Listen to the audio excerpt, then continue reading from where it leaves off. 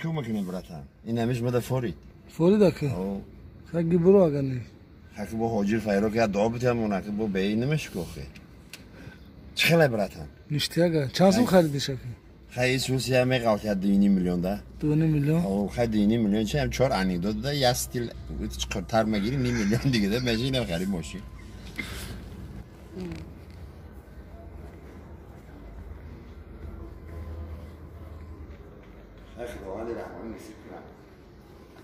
نصیبت کنه کشور ما نصیبت کنه نکی زیبی ده خد چیکار کنه برات انیکدوت ختی همه چیزا میگیری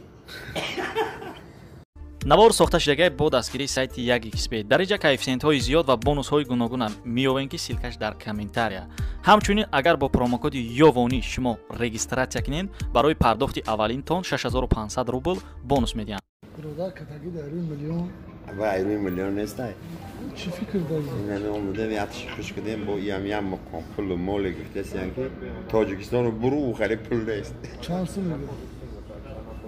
نمی 2 انگوش کم 3 انگوش کم قریب 3 میلیون 4 تا انیکدوتی همین سطلکی ایکو هم تری هم چکرتر دارم این موریدا این لایکای یاقتی تنگنگ خریدن مدلی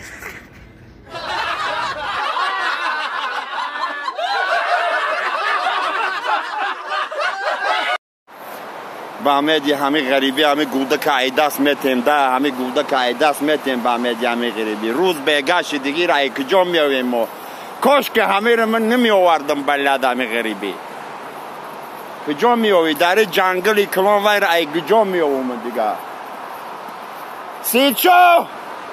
سیدشو